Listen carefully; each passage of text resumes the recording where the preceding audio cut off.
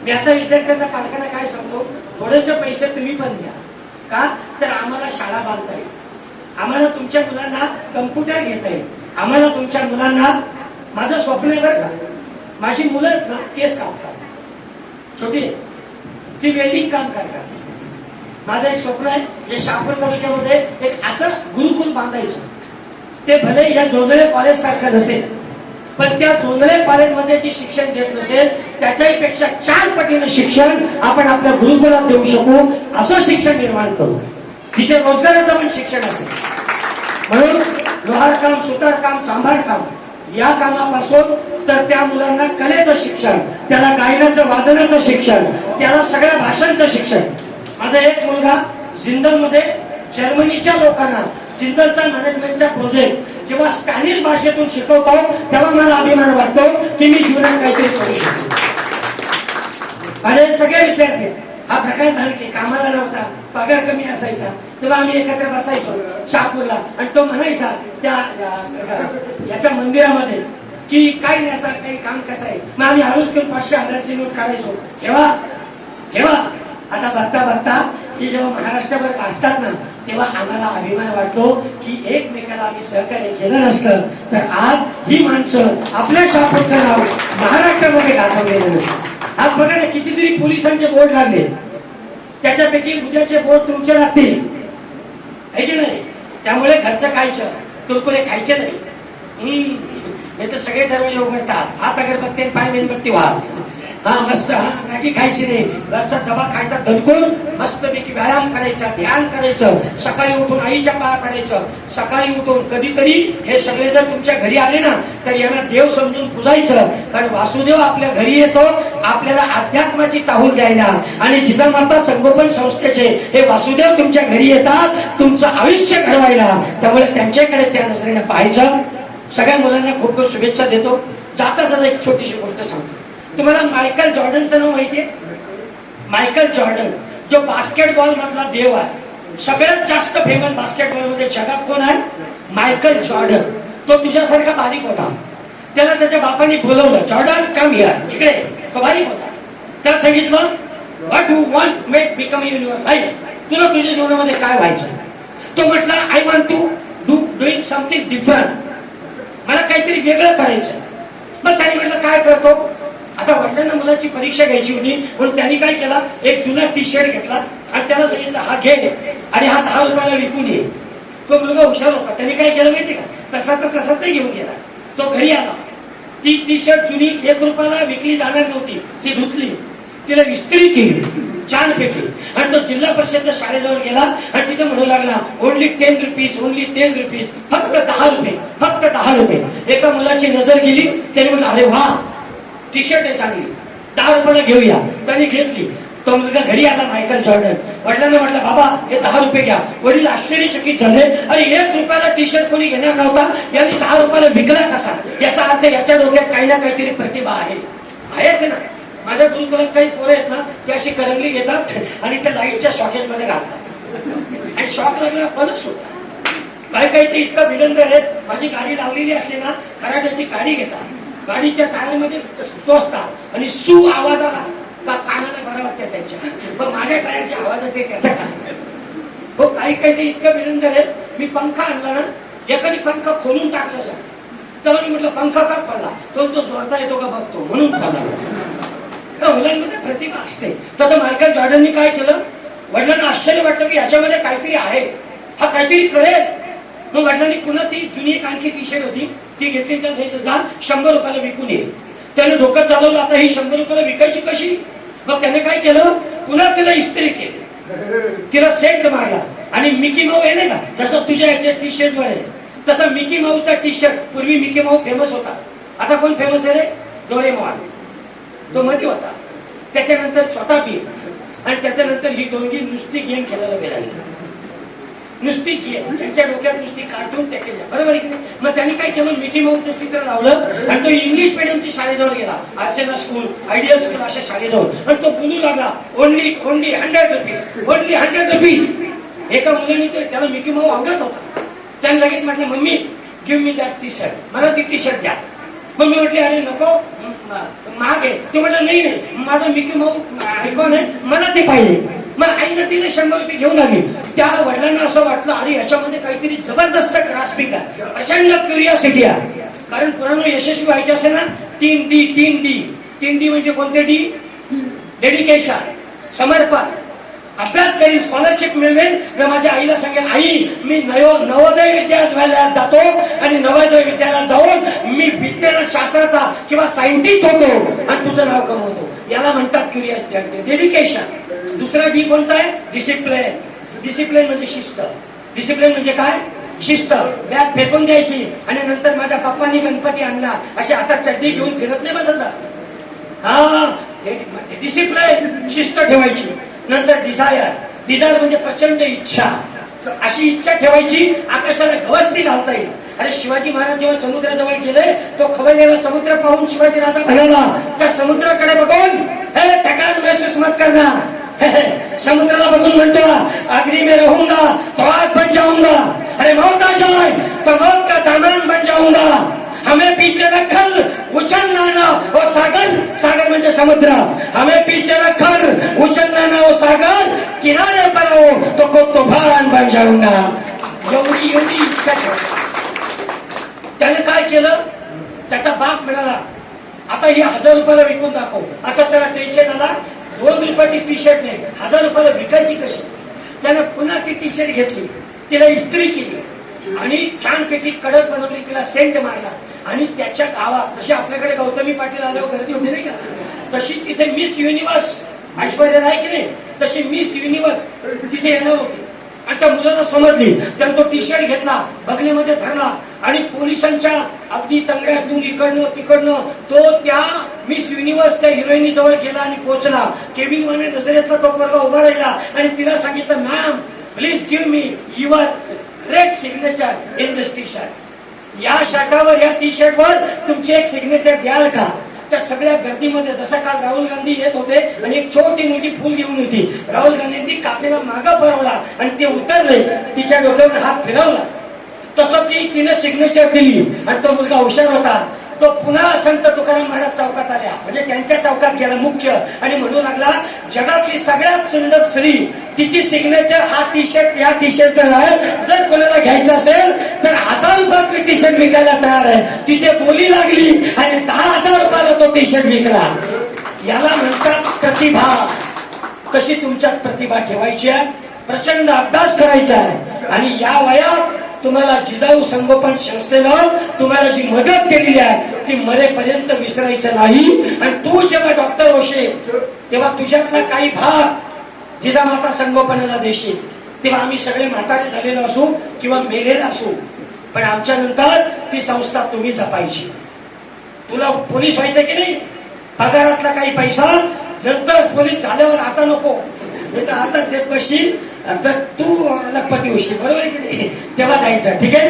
पुन्हा एकदा मी फार बोललो पण मी याच्याकरता बोललो की या सगळ्या विषयामध्ये यांची ही वर्षभराची तळमळ या मुलांना त्यांची जाणीव पण झाली पाहिजे. त्या मागे बसलेल्या आया आहेत त्यांना पण जाणीव झाली पाहिजे. कारण या बायकांना सवय कोणी मला हल्दी कुंकूला सर का ह्या गेल्या हा दुसऱ्याच्या भाड्याच्या टेम्पोमध्ये बसल्या आणि मग तिथं जाऊन 70 रुपयाची साडी घेऊन घरी यायचं. साडीला 2 बोका असली का त्याला शिवाय द्यायच्या. हा का आम्ही काय इतक्या पडलेल्या आहेत का? मग तुझं इतकी करोडपती येतं साडी घ्यायला तिथे गेलीस का मारा. त्यामुळे तुम्ही पण स्वाभिमान घाण टाकायचं नाही.